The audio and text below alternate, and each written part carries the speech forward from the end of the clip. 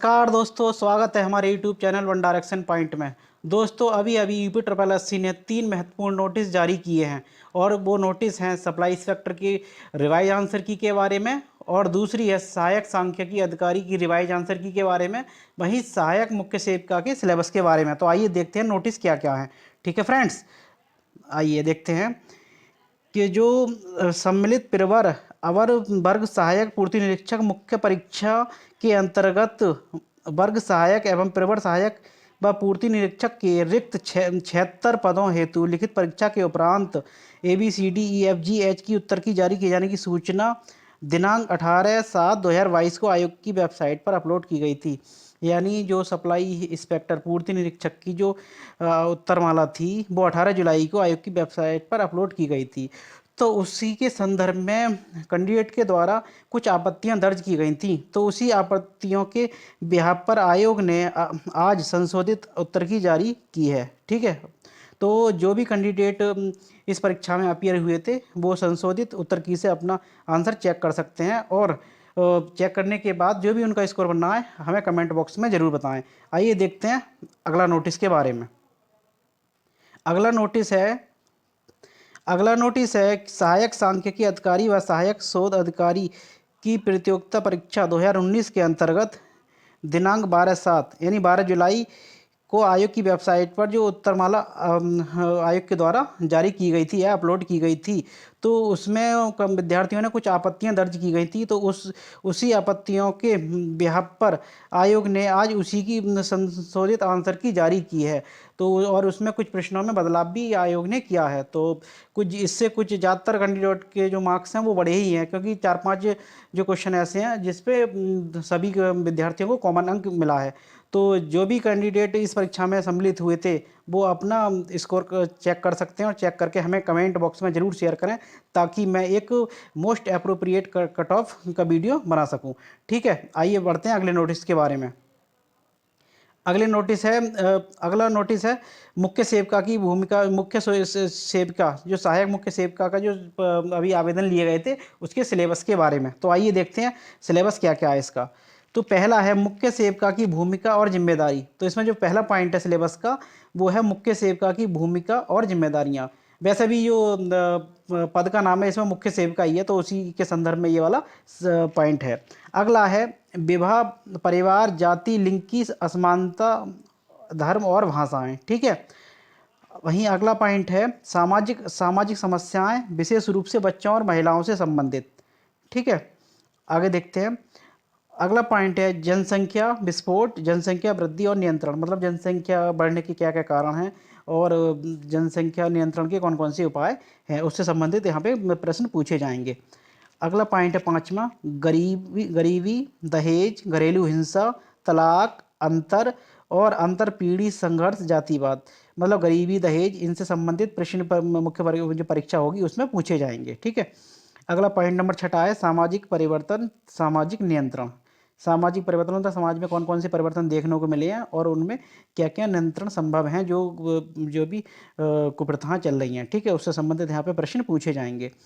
अगला है 7वां पॉइंट ऊर्जा वेसल उपापचय।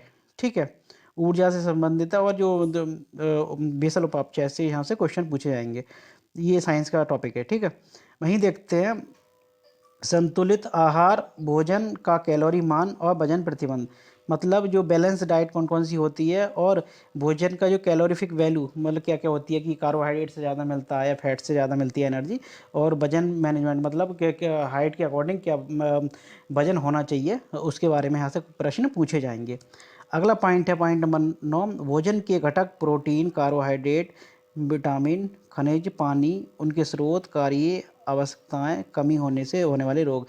मतलब जितने भी हमारे बॉडी के लिए इम्पोर्टेंट न्यूट्रिशंस हैं, ठीक है, उससे संबंधित यहाँ पे प्रश्न पूछे जाएंगे।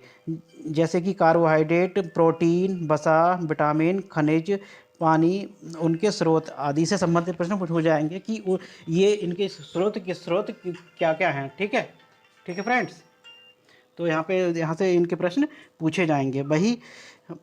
वही इसमें कि प्रोटीन की कमी से कौन सी बीमारी होती है और वसा की कमी से कौन सी बीमारी होती है या विटामिन की कमी से कौन सी बीमारी होती है, इस तरह के प्रश्न यहाँ पे परीक्षा में देखने को मिलेंगे। मतलब जो मानव जीवन के लिए जितने भी महत्वपूर्ण पोषक तत्व हैं उनसे होने वाली बीमारियां और उनके सोर्स क्या क्या हैं उससे संबंधित यहाँ पे प्रश्न परीक्षा में देखने को मिलेंगे। अगला है गर्भधारण और गर्भावस्था की जटिलताओं के संकेत। प्रसव यानी प्रेगनेंसी, गर्भधारण के दौरान पुष्टाहार की आवश्यकता, जन्म के चरण, प्रसव के प्रकार, महिला स्वास्थ्य एवं गर्भपात। मतलब जो गर्भधारण और गर्भधारण की प्रोसेस क्या क्या है और गर्भधारण के दौरान महिलाओं के लिए कौन कौन से पुष्टाहार होने चाहिए, कौन कौन से तत्व होने चाहिए, जन्म के कौन कौन से चरण हैं, प्रसव के कौन कौन से प्रकार हैं, यहाँ पे जो इस तरह के प्रश्न यहाँ पे देखने को मिलेंगे। ठीक है, आगे देखते हैं। वृद्धि एवं विकास, शारीरिक विकास, मोटर विकास, भावात्मक विकास, सामाजिक विकास एवं संज्ञानात्मक विकास। मतलब जो मानव का विकास होता है कई सारे चरणों में होता है और उससे संबंधित यहाँ पे प्रश्न परीक्षा में पूछे जाएंगे। वहीं देखते हैं नवजात शिशु की देखभाल और स्तनपान के तरीके। मतलब नवजात जो न्यूबॉर्न बेबी होता है उसकी देखभाल कैसे की जाती है और स्तनपान के कौन कौन से तरीके होते हैं, कुपोषण एवं पूरक पोषण से संबंधित। ठीक है, कुपोषण से बचने के उपाय और कौन कौन से पोषण से जरूरी उपाय हैं उनके बारे में। अगला है जीवन चक्र के दौरान शैशवावस्था, बचपन, किशोरावस्था। यानी कि जो बचपन में जो बहुत सारी, जब बच्चे का विकास होता है तो बच्चा कई सारी अवस्थाओं से गुजरता है। तो जितनी भी अवस्था है, चाहे वो शैशवावस्था हो, बचपन हो, किशोरावस्था हो, या भारत में शिशु मृत्यु दर एवं मातृ मृत्यु दर पर संबंधित आदि प्रश्न यहाँ पे देखने को मिलेंगे। अगला है खाना पकाने के दौरान पोषक तत्वों का संरक्षण, खाद्य पदार्थों के अंकुरण, किण्वन और खाद्य तेल के पोषक मूल्य को बढ़ाने के पारंपरिक तरीके। ठीक है, भोजन पकाने के दौरान जो पोषक तत्वों का संरक्षण कैसे किया जाता है उसके बारे में है। मतलब न्यूट्रिशन से ही रिलेटेड है एक तरह से। अगला है पॉइंट नंबर 15, बाल विकास के चरण और विकास को प्रभावित करने वाले कारक। मतलब बच्चों के विकास के जो कौन कौन से चरण होते हैं और विकास को कौन कौन से जो फैक्टर हैं वो अफेक्ट करते हैं, इससे संबंधित प्रश्न परीक्षा में पूछे जाएंगे। अगला है प्रतिरक्षा, प्रतिरक्षण और प्रतिरक्षा के प्रकार और अनुसूची।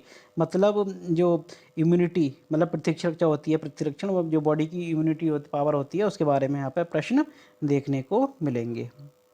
ठीक है, वहीं अगला पॉइंट है रोग, बुखार, डिप्थीरिया, काली खांसी, टिटनेस, पोलियोमाइलाइटिस, खसरा, तपेदिक, chicken pox, hepatitis, malaria, dengue,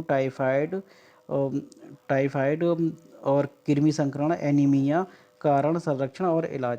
मतलब यहाँ पे ये बहुत सारी बीमारियाँ हैं, तो इनके इनसे बचने के कौन कौन से उपाय हैं और कौन कौन से निवारण हैं। ठीक है, और ये कैसे होती हैं, इन सारी बीमारियों के बारे में यहाँ पे प्रश्न परीक्षा में देखने को मिलेंगे। अगला पॉइंट है 18वां, परामर्श। इसका अर्थ आवश्यकता, तकनीकी प्रभाव, संचार और इसके कौशल। वहीं 19वां पॉइंट है स्वास्थ्य एजेंसियां जैसे WHO, UNICEF, UNFCFPA, UNDPA, red cross, Indian council for child welfare, family planning association of India आदि। मतलब स्वास्थ्य से संबंधित जो बहुत सी एजेंसियाँ हैं, चाहे वो वर्ल्ड में हो या कंट्री लेवल पे हो, उससे संबंधित प्रश्न पूछे जाएंगे। जैसे यूनिसेफ के बारे में बात करें, यूनिसेफ की स्थापना कब हुई थी, यूनिसेफ की फुल फॉर्म क्या है और इसका हेडक्वार्टर कहाँ है। वहीं ऐसी WHO के बारे में स्थापना कब हुई थी, क्या इसके कार्य हैं, कहाँ इसका हेडक्वार्टर, इस तरह के प्रश्न यहाँ पर देखने को मिल सकते हैं। और आखिरी पॉइंट है सार्वभौमिक टीकाकरण कार्यक्रम, जन्म से पूर्व और जन्म के पश्चात टीकाकरण। जो भी वैक्सीनेशन होता है बच्चे के जन्म से पहले और जन्म के बाद में, जैसे टिटनेस के टीके लगते हैं और BCG वगैरह के टीके लगते हैं, इन टीकों के बारे में। ठीक है, इस तरह से प्रश्न यहाँ पे देखने को मिलेंगे। तो ये था सहायक मुख्य सेविका का सिलेबस। ठीक है, और तो इन सिलेबस के अकॉर्डिंग अपनी अपनी जो भी कैंडिडेट इसके लिए एलिजिबल हैं और इन्होंने अप्लाई किया है, वो इस सिलेबस के अकॉर्डिंग अपनी अपनी तैयारियां शुरू कर दें। ठीक है, जल्द ही इसकी परीक्षा की तिथि आयोग द्वारा देखने को मिलेगी। ठीक है फ्रेंड्स, तो ये थी आज की अपडेट। अगर वीडियो आपको पसंद आया हो तो हमारे वीडियो को लाइक करना, शेयर करना। वहीं आप अगर हमारे चैनल पर पहली बार हैं तो चैनल को ज़रूर सब्सक्राइब कर लेना, ताकि जब भी मैं कोई वीडियो बनाऊं तो उसका नोटिफिकेशन आप तक पहुंचता रहे। धन्यवाद।